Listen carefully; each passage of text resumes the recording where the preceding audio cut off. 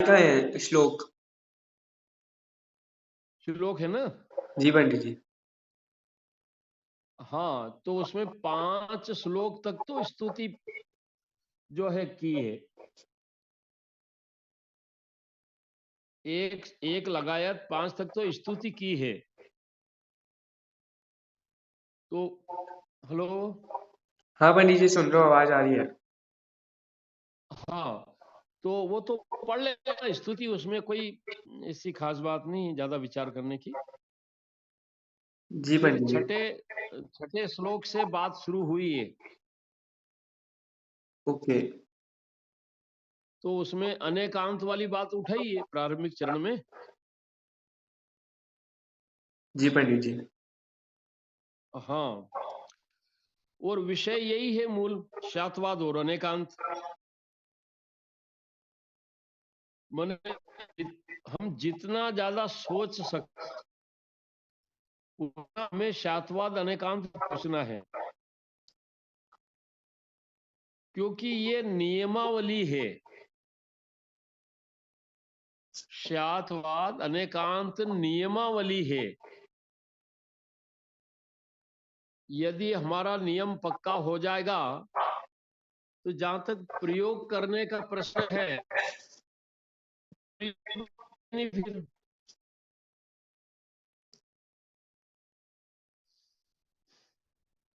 Hello. पढ़ो, चाहो तो 6 नंबर। हाँ, 6 नंबर का जो श्लोक है ना उसको पढ़ो। हाँ पंडित जी बस 1 मिनट ठहरो, 1 मिनट। हाँ हाँ।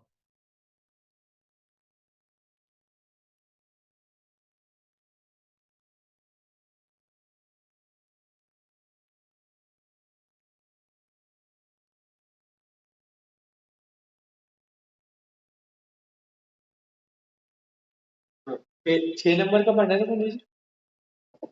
हाँ, 6 से। हाँ, मैं निकाल लेता हूँ।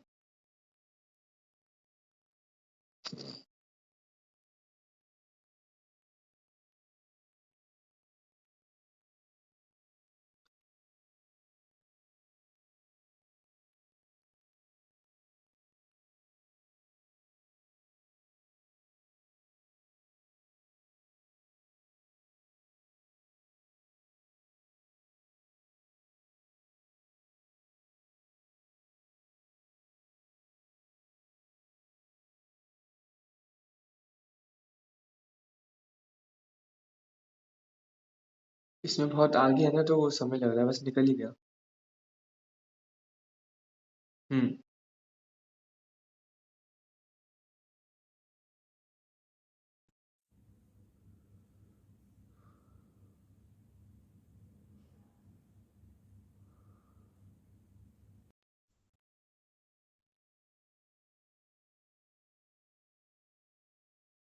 पंडित जी आवाज आ रही है? हाँ, आ रही आ रही, पढ़ो।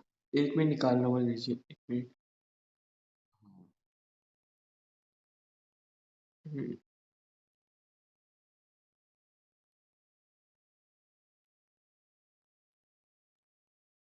हाँ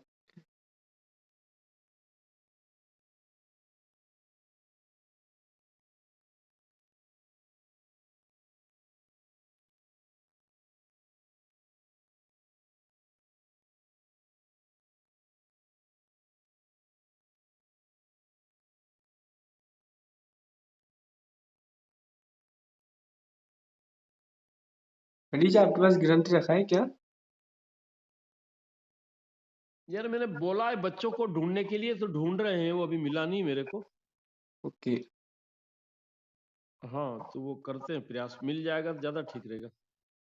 मैं भी ढूंढ लूंगा पंडित जी यहाँ पर एक बार। ये है ना पंडित जी हाँ, जो वहां तो होगा स्मारक में तो। हाँ स्मारक में तो है। हाँ। अ, इसकी कौन लय पंडित जी का लय या ध्यान में नहीं आ रही। हैं? हाँ याद आ गया। मैं पढ़ूं पंडित जी का श्लोक पाठ में कर लूं। हाँ हाँ, पढ़ो 6 नंबर से। दया दम त्याग समाधि निष्ठम नय प्रमाण प्रकृतांच सार्थम।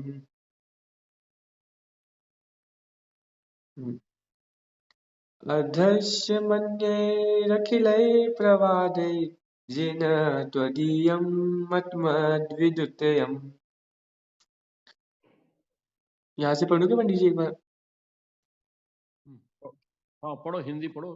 हे वीर जिन, आपका मत अनेकांतात्मक शासन, दया अर्थात अहिंसा, दम अर्थात संयम, त्याग अर्थात परिग्रह त्यजन और समाधि अर्थात प्रशस्त ध्यान को निष्ठा तत्परता को लिए हुए है। पूर्णतः अथवा देशज प्राणी हिंसा से निवृत्ति तथा परोपकार में प्रवृत्ति रूप व दयाव्रत जिसमें असत्य आदि से विरक्ति रूप सत्यव्रत आदि का अंतर्भाव है। मनोज्ञ और अमनोज्ञ इंद्रिय विषयों में राग द्वेष की निवृत्ति रूप संयम, बाह्य और आभ्यंतर परिग्रहों का स्वेच्छा से त्यजन अथवा दान और धर्म तथा शुक्ल ध्यान का अनुष्ठान, ये चारों उसके प्रधान लक्ष्य हैं। न्यायों तथा प्रमाणों द्वारा सम्यक वस्तु तत्व को बिल्कुल स्पष्ट करने वाला है और दूसरे सभी प्रवादों से अबाध्य है। पंडित जी यहाँ पे ये एक बार इसको स्पष्टीकरण कर दीजिए। प्रमाणों के द्वारा सम्यक वस्तु तत्व को बिल्कुल स्पष्ट करने वाला है और दूसरे सभी प्रवादों से अबाध्य है। हाँ, दूसरे कौन से प्रमाणों से? अ, जो मतलब दूसरे प्रमाण से मतलब जो अन्य मत के प्रमाण है, अनुभूति प्रमाण और नैयायिकों का सन्निकर्ष प्रमाण, हम्म हम्म इन हम्म, इन सब से। बराबर है, उनसे बाधित नहीं होता। जो व्यवस्था है जैन दर्शन की अनेकांतवाद की, उस अनेकांतवाद का खंडन जितने भी प्रमाण माने हैं अन्य मतियों ने, उनके प्रमाणों में से किसी भी प्रमाण से इसका खंडन किया जा सकता। क्यों नहीं किया जा सकता? क्योंकि पंडित जी क्यों नहीं किया जा सकता? क्यों इसलिए नहीं किया जा सकता क्योंकि अन्य मतों के जो प्रमाण है वो एकांत को लिए हुए हैं। और भी देखो, हाँ और हमारे जो सम्यक ज्ञान प्रमाण है वो अनेकांतात्मक है। हाँ और जो अन्य हाँ, मतों तो के एकांत से अनेकांत का खंडन कैसे होगा? एकांत से अनेकांत का खंडन कैसे होगा? हम्म, लेकिन पंडित जी हमारे यहाँ तो क्योंकि, हाँ। हाँ बोलो। हाँ आप कहिए पंडित जी, आप कुछ कह रहे थे। नहीं, हाँ यही कह रहा था मैं, एकांत से अनेकांत का खंडन नहीं किया जा सकता, क्योंकि वो कोई भी एकांतवादी खंडन करेगा कि ऐसा नहीं है, वो कहेगा ना कि ऐसा नहीं है, जी तो वो जिस बात का खंडन करेगा हमें तो वो भी स्वीकार है ना। हाँ, वो भी स्वीकार है। हाँ, मैंने किसी अपेक्षा से वो भी स्वीकार है हमें। तो भाव ख्याल में आ रहा ना? हाँ पंडित जी। हाँ, भाई वो खंडन खंडन करेगा वो, तो मैंने कोई भी बात उठाएगा वो खंडन करने के लिए, तो हमें तो किसी न किसी रूप में हर एक बात स्वीकार है ना। इसको हम सम्यक एकांत कह सकते हैं ना पंडित जी हमारी भाषा में।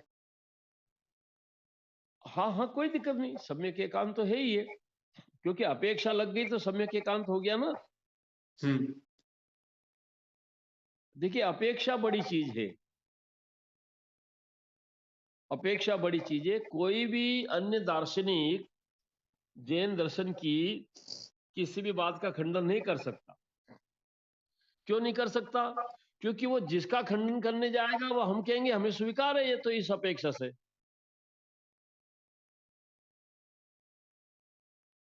अब जैसे काल अपेक्षा खंडन करते हैं अन्य दर्शन वाले, जी ये अभी मैंने एक वीडियो सुना था, तो उसमें बौद्ध मती की और जैन मती की डिबेट हुई। उसमें जैन दर्शन की ओर से एक ब्राह्मण था संदीप शर्मा नाम का, ये कोई शोधार्थी शोधार्थी लोगों की बात है ये। तो उसने कई बात उठाई अपनी की जो है 3000 वर्ष पुराना कोई चिन्ह मिला मथुरा में, तो वो पूरा इसी पॉइंट पे भिड़ गए, मतलब कि 3000 पुराना इतिहास है ही नहीं जैनियों का। वो पूरे 1-1.5 घंटे की डिबेट उनकी इसी पॉइंट पर चलती रही। मेरा ये कहना है कि थोड़ी देर के लिए बौद्धों को सच्चा भी मान ले, जैसे वो बौद्ध खंडन कर रहा था ना, हाँ जी पंडित जी। जैन मत का, जी जैन दर्शन का खंडन कर रहा था वो, काल अपेक्षा।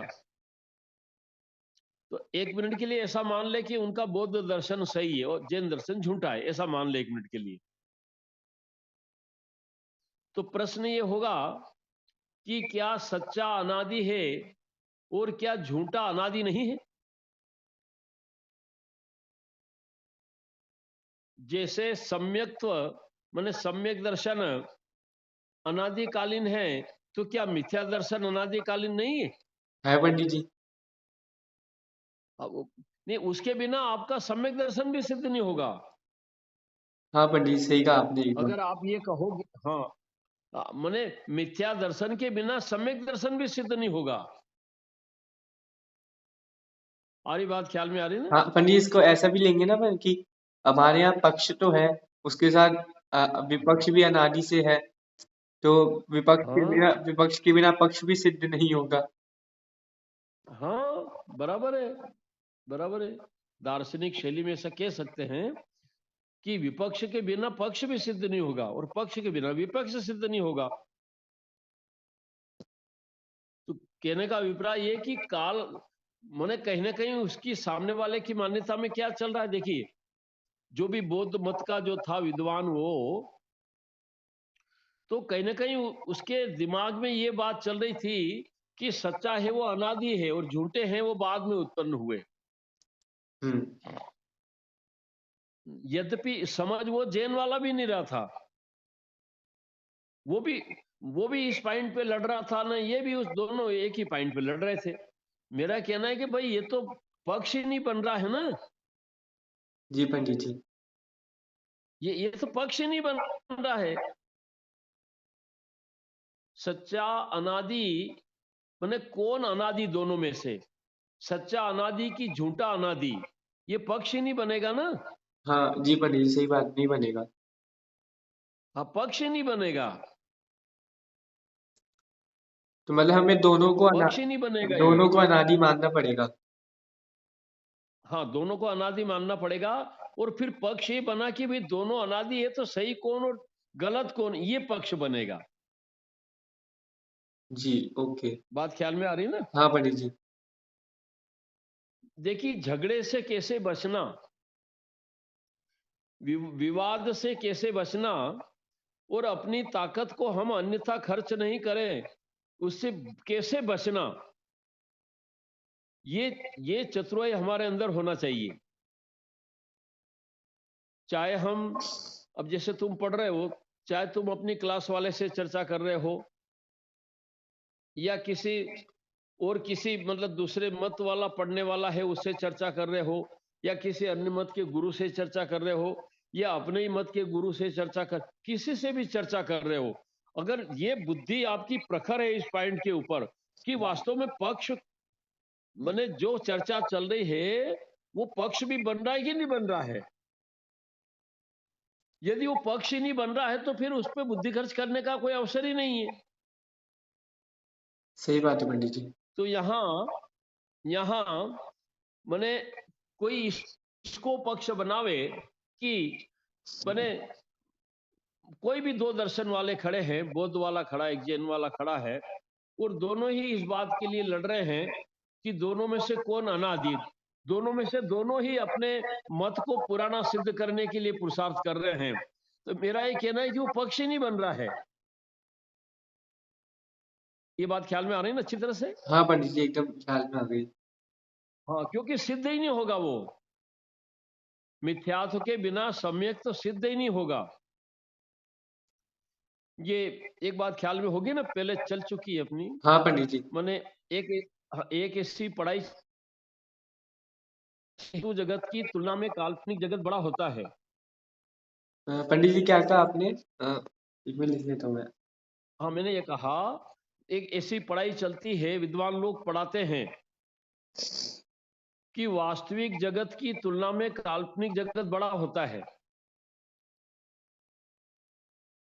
ये ख्याल में अपनी चर्चा हो चुकी है पहले इस पॉइंट पर।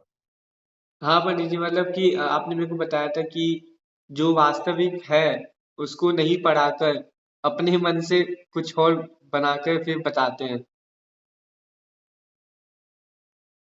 नहीं, बात यह है कि वस्तु जगत की तुलना में काल्पनिक जगत बड़ा हो सकता है क्या, कि नहीं हो सकता है? और नहीं हो सकता है तो क्यों? अ, काल्पनिक नहीं हो सकता पंडित जी। बड़ा वास्तविक की तुलना में काल्पनिक जगत बड़ा नहीं हो सकता। क्यों नहीं काल्पनिक हो सकता? क्योंकि फिर क्योंकि काल्पनिक जगत, वस्तु जगत और काल्पनिक जगत, वैसे पंडित तो जी प्रश्न ये है। देखा जाए तो हो भी सकता है, हाँ? क्योंकि कल्पना तो प्रत्येक व्यक्ति की अपनी अपनी होती है। वो जितनी कल्पना बढ़ाना चाहे तो बढ़ा सकता है अपनी तो। सुनो, यही तो समझने की बात है। अभी मैंने दीपक जी को समझाया, समझ में आ गया उनको। अभी जो दीपक जी आए हुए ना। अच्छा अच्छा, ओके।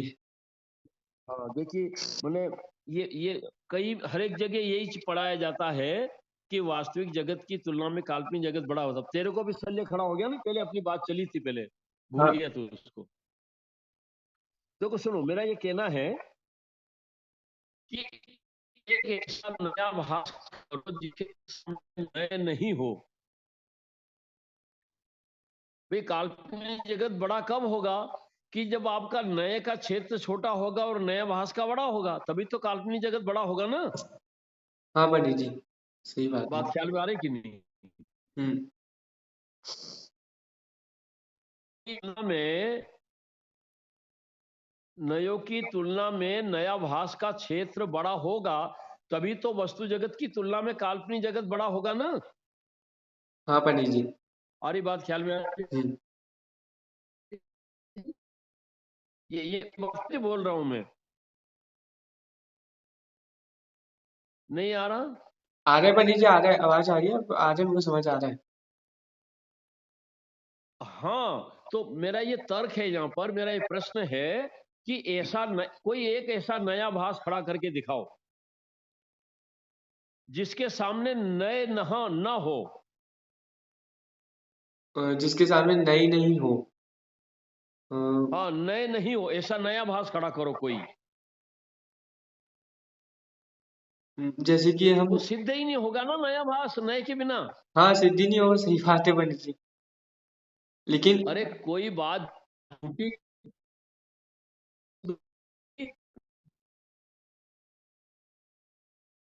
उसके उसमें कोई सच्ची बात नहीं है, तो वो झूठी थी, ये निर्णय कैसे होगा?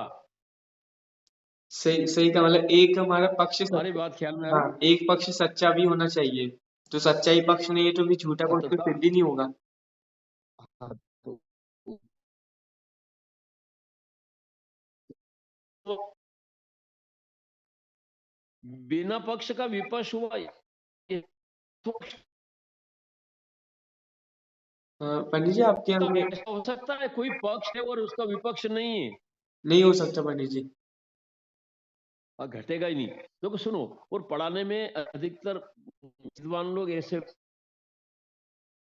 के प्रकार का पढ़ाते हैं, उन्हीं का उदाहरण दे रहा हूं मैं, अपना नहीं दे रहा हूं। फिर मैं खंडन करूंगा बाद में, उनका उनने उदाहरण दिया उस। देखिए कैसे पढ़ाते हो कि देखो भाई, द्रव्य कितने हैं जगत में? बोले 6। तो कोई 7 माने, कोई 8 माने, कोई 9 माने, कोई 10 माने। तो अब सही मानने वाला विकल्प तो एक हुआ कि 6 है, जी। और झूठे मानने वालों के विकल्प तो अनेक हो गए ना। हाँ पंडित जी। कोई 7 मान रहा, कोई 8 मान रहा, कोई 9 मान रहा, कोई 10 मान रहा। मतलब बढ़ाते चले जाओ आगे। तो बोले वास्तविक जगत की तुलना में काल्पनिक जगत बड़ा हुआ कि नहीं हुआ? हुआ। आ रही गलती ख्याल में आ रही इसमें, सामने वाले की इस पढ़ाई में? हाँ पंडित जी। क्या गलती आ रही है? मेरे को ये ध्यान में आ रहा गलती है। निकालो इसमें। मेरे ये ध्यान में आ रहा है कि पहली बात तो कि एक व्यक्ति ने बोला द्रव्य 6 होते हैं। फिर दूसरे बाकी सब हाँ, व्यक्ति ने अलग अलग अपना निर्णय सुना कि 6 होते हैं, 8 होते हैं, 10 होते हैं। तो जो बाकी लोग हैं उन्होंने पहले सत्य को मतलब जो सही है उसको जाना ही नहीं, तो फिर वो अपने गलत को कह रहे हैं, गलत को अपधारण कर रहे हैं, तो फिर मतलब उन्होंने अपनी कल्पना से उस चीज को बड़ा बना लिया है। हाँ, दे एक एक बात समझने की है यहाँ पर। देखने में कैसा लग रहा है कि झूठों की संख्या बड़ी हुई, हाँ सच्चे की संख्या छोटी हुई। हाँ ये ऐसा लगेगा ना, हाँ भाई पंडित झूठों जी। की संख्या बड़ी हुई ना, सच्चे की संख्या छोटी हुई ना। सच्चा तो एक है, झूठे अनेक है। जी पंडित जी। तो कैसा लगता है कि वास्तविक जगत की तुलना में काल्पनिक जगत बड़ा हुआ, ऐसा लगता है कि नहीं? लगता है। हाँ, अभी हाँ लगता है। वही तो मैं वही प्रहार करना चाहता हूं मैं। वही देखो सुनो, गलती क्या हो रही है कि कल्पना करो कि एक व्यक्ति ने माना कि द्रव्य 6 है, ठीक है ना? हाँ अब उसके सामने 10 व्यक्ति खड़े करो, एक ने 7 माना, एक ने 8, 9, 10, ऐसे ऐसे 10 व्यक्ति खड़े करो या 99 खड़े करो, ठीक है? ठीक है। एक व्यक्ति का कहना है कि द्रव्य 6 है और 99 व्यक्ति हैं जो अलग अलग बात कर रहे हैं, ठीक है? जी। अब अब वो तो 99 नहीं है, एक। अब आप समानता कैसे बिठाओगे? नहीं बैठ तो पाएगी। समानता ऐसे बैठेगी। देखिए समानता कैसे बैठेगी दोनों में। जिसने 6 स्वीकार किया ना, उसने ये भी तो स्वीकार किया ना कि 7 नहीं होते, 8 नहीं होते, 9 नहीं होते, 10 नहीं होते, 11 नहीं होते। हाँ पंडित जी, किया। हाँ किया। तो फिर वो आगे जाएगा। वो सूची बड़ी कहां से हुई? बराबरी हुई ना। हाँ बराबर हुई। तो हाँ, क्योंकि व्यक्ति भले एक है, पर उसकी व्यक्ति की मात्रा तो 100 हो गई ना पूरी। हम्म। मान्यता तो ये कि 6 है, वो 99 मान्यता जो वो 99 व्यक्ति है, तो वो 99 व्यक्तियों की मान्यता पे तो है ना। 7 नहीं है, 8 नहीं है, 9 नहीं है, 10 नहीं है, 11 नहीं है, 22 नहीं है। प्रतिजीवी गुण खड़े हो गए कि नहीं वहां पर? जी पंडित जी हो गए। ये बड़ी बात है समझने की। वो इतने प्रतिजीवी गुण खड़े होंगे वहां पर। तो तो ऐसे स्थिति में मने मने सच्चे की तुलना में झूठों की संख्या कहां बढ़ी? संख्या मने मान्यता। तो कोई ऐसी मान्यता इसके सामने सच्चाई सच्चा पर ना नहीं क्या है। हाँ ख्याल में आया। पंडित जी ऐसे तो भी मेरा एक प्रश्न है कि हाँ जब जिस व्यक्ति ने बोला कि हाँ द्रव्य 6 होते हैं, तो उसने अपना तो माना, लेकिन हाँ बाकियों का ये नहीं होते, ये नहीं होते, ऐसा ही माना कि इस मत के अनुसार द्रव्य 7 नहीं होते हैं, उसने सब माना। तो ऐसे ही अब पक्ष ने पक्ष को भी माना और विपक्ष को भी माना, तो उसकी बात सिद्ध हो गई। लेकिन तो जब लेकिन सुनो। हाँ लेकिन हम सामने वाले व्यक्ति को देखेंगे जिसने द्रव्य को 8 माना हो, तो उसने द्रव्य को 8 तो माना लेकिन हाँ 6 नहीं माना, तो उसकी बात भी सिद्ध हो गई ऐसे तो। हाँ हाँ, तो यही कह रहे हैं यहाँ पर। मिला झूठी मान्यता कितनी हुई? 99। जी। झूठी मान्यता 99 हुई ना। तो हाँ सच्ची मान्यता भी तो 99 हुई ना। हाँ हाँ, हुई हुई। लेकिन वो हाँ, उनकी उनके उनके पक्ष के अनुसार सच्ची मान्यता हुई, हमारे अनुसार तो नहीं हुई ना। वो नहीं, वो उसकी मान्यता के अनुसार सच्ची, वो बात बराबर है। किंतु संख्या में कमी पेशी कहां रही? जैसे इसने कहा कि 6 है, तो वो 6 का निषेध कर रहे हैं। जी। वो जो 99 खड़े हैं वो 6 का निषेध कर रहे हैं और अपनी अपनी अलग अलग बात कर रहे हैं। तो 99 मान्यता तो वो ने एक 6 का निषेध कर रहे हैं, तो 100 मान्यता हो गई ना उधर। जी। तो वहां 99 व्यक्ति के पास मिला के 100 मान्यता हुई। तो ऐसे यहाँ एक व्यक्ति के पास भी 100 मान्यता हुई ना। हाँ पंडित जी हुई। तो फिर बराबर हुई ना वो। मैंने झूठी मान्यता बड़ी कहां सच्चे की तुलना में। हाँ सही बात है, समझ गया समझ गया। हाँ, ये एक खास बात समझने की है यहाँ पर, क्योंकि ये जो पढ़ाई चल रही है ना दुनिया में कि वस्तु जगत की तुलना में काल्पनिक जगत बड़ा होता है, और ये किताबों में कोई कोई जगह लिखा हुआ भी है ऐसा। तो वो ये बात मेरे को जची नहीं शुरू से। मैंने नहीं यार, ये बात जच नहीं रही। फिर धीरे धीरे धीरे जची नहीं, और कुछ योग ऐसा बना कि इसके समर्थन में किसी विद्वान ने पढ़ाया, और यही दृष्टांत दिया जो मैंने दिया ना अभी, हाँ पंडित जी। यही दृष्टांत दिया। तो मेरे को अंदर से तो बात जस नहीं रही थी, और जैसे इस ढंग से पढ़ाया ना, तो एकदम मेरे को सेट हो गया, अरे कहाँ गलती हो रही। वो पक्का निर्णय हो गया कि नहीं, वो तो जगत क्या है, काल्पनिक जगत बड़ा नहीं हो सकता। एक भी मिथ्या मान्यता आप खड़ी नहीं कर सकते जिसके सामने सम्यक मान्यता न हो। जी यही सर। तो अनेकांत है ना। हाँ पंडित जी, ये बहुत। अरे इसी का नाम तो अनेकांत है। हाँ हाँ, इसी का नाम है निकालते हैं। अरे अनेकांत, अरे सुनो, और अनेकांत कौन सी चिड़िया का नाम है? अब जो ऐसा कह रहे हैं ना वो एकांतवादी हो जाएगा। वो वस्तु जगत की तुलना में काल्पनिक जगत बड़ा होता है, ऐसा जो मानता है ना, तो उसका ज्ञान मिथ्या माना जाएगा, वो एकांती माना जाएगा।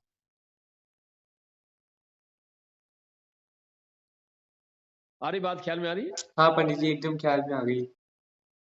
हाँ, देखिए कैसी कैसी गलतियां हो जाती है हमसे, मतलब अब ये किताबों में लिखा हुआ है, और सारे विद्वान ऐसा पढ़ा रहे हैं, हिंदुस्तान में देश विदेश में सारे विद्वान ऐसा पढ़ा रहे हैं। मैंने तो अभी तक जिनको भी पढ़ाते हुए देखा ना, सब ऐसे ही पढ़ाते हुए देखा। और मैंने जिनसे प्रश्न किया ना, तो मैंने जिनसे जिनसे भी प्रश्न किया, तो उन्होंने उसी बात का समर्थन किया, वो वाली बात का, कि वस्तु जगत की तुलना में काल्पनिक जगत बड़ा होता है। ओके। तो अब जहां कहीं कुछ चर्चा का अवसर ऐसा बन गया, और सामने वाले को टाइम था सुनने का और रुचि थी, तो उसको समझ में भी आ गया कि नहीं, बात गलत है ये। क्योंकि कोई भी ऐसा नया भास नहीं हो सकता जिसके सामने नए न हो, क्योंकि उसको नया भास संज्ञा ही नहीं मिलेगी ना। हाँ सही बात है पंडित जी, एकदम सही कहा आपने। अब देखिए, इसको हम हजारों उदाहरण बना सकते हैं। देखो सुनो, अगर जगत में कोई गोरा व्यक्ति ना हो, तो किसी को काला कैसे कहें हम? हाँ सही बात है, नहीं कह पाएंगे। बात ख्याल में आ रही है ना? अगर जगत में कोई गरीब आदमी ना हो, तो किसी को पैसे वाला कैसे कहें? नहीं कह पाएंगे। जगत में कोई मूर्ख ना हो, तो किसी को बुद्धिमान कैसे कहें? बिल्कुल नहीं कह पाएंगे। बनेगा ही नहीं ना। हाँ। अरे पक्ष का आपका पक्ष नहीं बनेगा ना, अनावस्था नामक दोष खड़ा हो जाए। पक्ष विपक्ष के तोड़ेगा ना, तो पक्ष विपक्ष के बीच में चल जाएगा। आया सिद्धांत ख्याल में आया ना भाई? हाँ पंडित जी, एकदम ख्याल में आ गया। हाँ, देखिए हम मैंने अनेकांत की बहुत ढेर सारी चर्चा करते हैं, फिर भी हम मतलब गलती कर जाते हैं। हम कहीं ना कहीं अनेकांत का निषेध करते हैं हम। अभी अनेकांत का निषेध हुआ कि नहीं है इस मान्यता? हाँ हो गया पंडित जी, अनिकांत का निषेध किया। हाँ, बहुत बहुत सजग रहना है, लकीर का फकीर नहीं रहना है हमें। हर बात को बुद्धि से विचार करना है, वो निर्णय करना है। जी पंडित जी। अभी दो दृष्टांत दिए मैंने इस संदर्भ में। एक तो डिबेट वाला दृष्टांत दिया कि लड़े चले जा रहे हैं, एक जैन मत मानने वाला, एक बौद्ध मत मानने वाला, दोनों इस पॉइंट पे लड़े जा रहे हैं। जैन मत वाला कह रहा है कि 3000 वर्ष पुराना कोई चिन्ह मिला मथुरा में से, और वो बौद्ध वाला खंडन कर रहा है कि नहीं, जैन जैन धर्म 3000 साल पुराना है ही नहीं। माने महावीर स्वामी के पहले कोई अस्तित्व नहीं है जैन धर्म का, मतलब कुल मिला के उसका ऐसा कहना था। ओके। तो हमें तो सिद्ध भी नहीं करना है इस बात को कि महावीर स्वामी के, बोले कैसे माने हम कि आदिनाथ हुए। माने वो महावीर स्वामी के अलावा जो दूसरे तीर्थंकर हैं उनको भी मानने के लिए तैयार नहीं। तो मत होना तो तैयार, हमें कोई दिक्कत नहीं है। हमारा सिर्फ इतना सा प्रश्न है कि हमने मान लिया कि तेरा बौद्ध धर्म सही है, ऐसा मान लिया हमने, और सारे झूठे हैं। जैन धर्म झूठा, चारवाक झूठा, सब झूठे, वैदिक झूठा, सब झूठे। अब इतना तू बता दे कि तेरा जो सच्चा है ना, तो कोई काल ऐसा है जिसपे जो है तेरा सच्चा है और झूठे नहीं है। तो तेरा जो सच्चा है उसको सच्चा सच्चा नामक संज्ञा कैसे मिलेगी झूठे के बिना? जी जी पंडित जी। मैंने तेरा पक्ष बिना विपक्ष का पक्ष हुआ तेरा, और तू बिना विपक्ष का पक्ष स्वीकार कर रहा है, मतलब तू न्याय को नहीं जानता है। हाँ पंडित जी। हाँ, बड़ी बात है बेटे समझने की। बहुत गंभीरता के साथ, बहुत शांति से, बहुत तसल्ली के साथ हमें शातवाद अनेकांत को समझना है, पकड़ना है उसको। तो पंडित जी एक भले प्रश्न, ये देखिए, क्या बोला? एक प्रश्न है पंडित जी मेरे को कि हाँ बोलो, जो पूछो। आपने डिबेट सुनी तो उस हिसाब से तो आपने मेरे को बताया कि अ, जो सम्यक है उसके सामने मिथ्या भी तो अनादि से होना चाहिए, तभी तो सम्यक संज्ञा सिद्ध होगी। तो फिर कोई हाँ, आपसे प्रश्न ऐसा करे कि बौद्ध धर्म तो महावीर के समय बना है, तो वो बौद्ध धर्म की मान्यता हाँ, अनादि से कैसी हुई? वो तो महावीर के समय ही बना है, महावीर के समकालीन।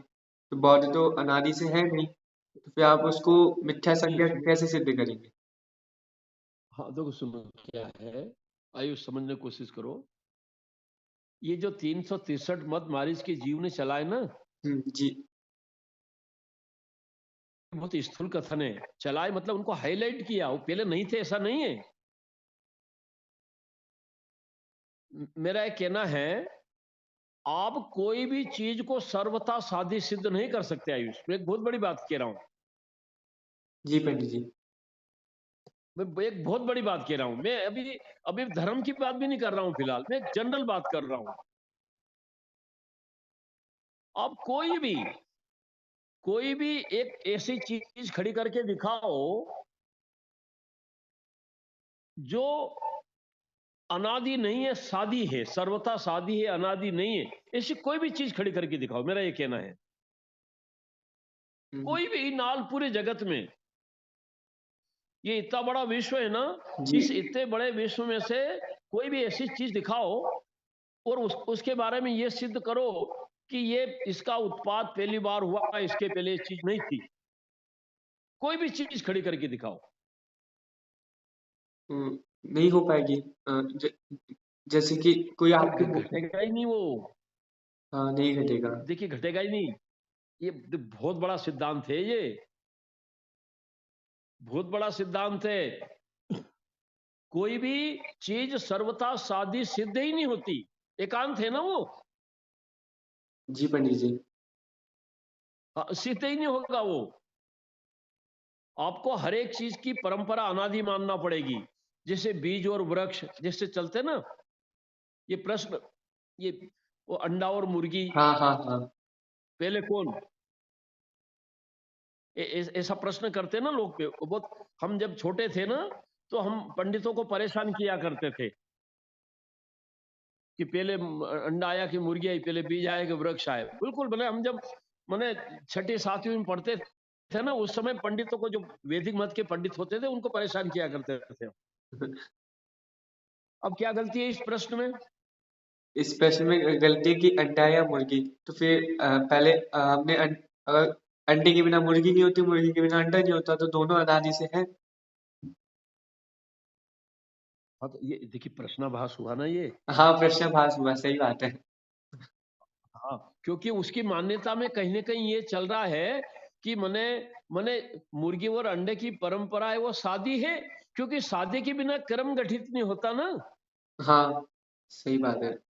शादी, देखिए, कोई भी चीज में अगर क्रम घटाने जा रहे हो तुम, तो उसको शादी मानोगे तभी वो क्रम, वो सिद्ध तो नहीं होगा, पर एक थोड़ी देर के लिए मान लें, थोड़ी देर के लिए मान लें कि मैंने जो जो ये प्रश्न कर रहा है कि कौन पीछे और कौन आगे, तो उसका श्रद्धान ये चल रहा है कि वो शादी है, जी क्योंकि शादी के बिना आगे पीछे होता नहीं। जी। किंतु बड़ी बात यह है कि कोई भी परंपरा सर्वथा शादी नहीं होती, सिद्ध ही नहीं होगा वो।